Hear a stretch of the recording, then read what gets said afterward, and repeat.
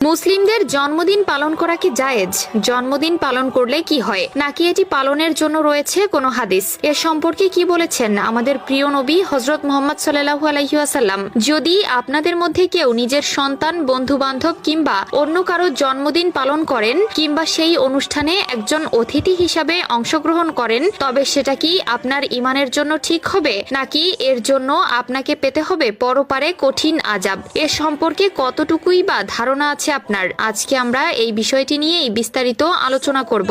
তবে প্রথমেই বলে দেই, এই জন্মদিনের অনুষ্ঠান করা যারা পছন্দ করেন না তারা কমেন্টে একবার আলহামদুলিল্লাহ বলবেন, কারণ ভিডিওর পরবর্তীতে আপনারা যা শুনবেন তা শুনে অনেকে আনন্দিত অনুভব করবেন। বর্তমান সমাজে জন্মদিন পালন করা একটি প্রতিনিয়তের অনুষ্ঠানে পরিণত হয়েছে। প্রতিনিয়ত অনেক মুসলিম পরিবারের সন্তানেরা নিজের জন্মদিন পালন করার নামে বন্ধু বান্ধব কিংবা আত্মীয় স্বজনদের নানাবিধভাবে আপ্যায়ন করে থাকছে, যেখানে তারা স্বল্প থেকে অনেক পরিমাণ অর্থ ব্যয় করে। কিন্তু শরীয়ত অনুযায়ী এগুলো মোটেই সঠিক নয়, কারণ ইসলামী শরীয়তে জন্মদিন পালন করার বিষয়ে সরাসরি কোনো হাদিস নেই। মূলত এই জন্মদিন পালন একটি রীতিনীতি যা মূলত অমুসলিম সংস্কৃতি থেকে এসেছে এবং ইসলামের প্রাথমিক যুগে এ ধরনের কোনো প্রচলন ছিল না। ইসলামের দৃষ্টিতে প্রতিটি কাজকে বিশুদ্ধ উদ্দেশ্য ও শরীয়তের নির্দেশনার আলোকেই বিচার করা হয়। কারণ এই জন্মদিন যদি একটি মুসলিম সমাজের কোনো রীতি থাকতো, তবে পৃথিবী সৃষ্টির পর থেকেই এই পর্যন্ত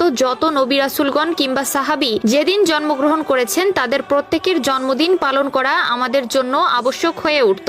ইসলামের প্রাথমিক যুগে জন্মদিন পালন করার কোনো রীতি ছিল না, এমনকি ছিল না এটি নবী করিম সাল্লাল্লাহু আলাইহি ওয়াসাল্লামের যুগেও। সুতরাং কেউ যদি ইসলামের এই রীতিনীতি উপেক্ষা করে এই অনুষ্ঠান পালন করতে যায়, তবে সেটি বিদআত হিসাবেও গণ্য হতে পারে। কারণ নবী করিম সাল্লাল্লাহু আলাইহি ওয়াসাল্লাম সহিহ বুখারীর 2697 এবং সহিহ মুসলিমের 1718 নম্বর হাদিসে বলেন, যে ব্যক্তি আমাদের ধর্মের মধ্যে এমন কিছু নতুন বিষয় সংযোজন করে যা এর মধ্যে নেই, সে সকল কিছুই প্রত্যাখ্যিত।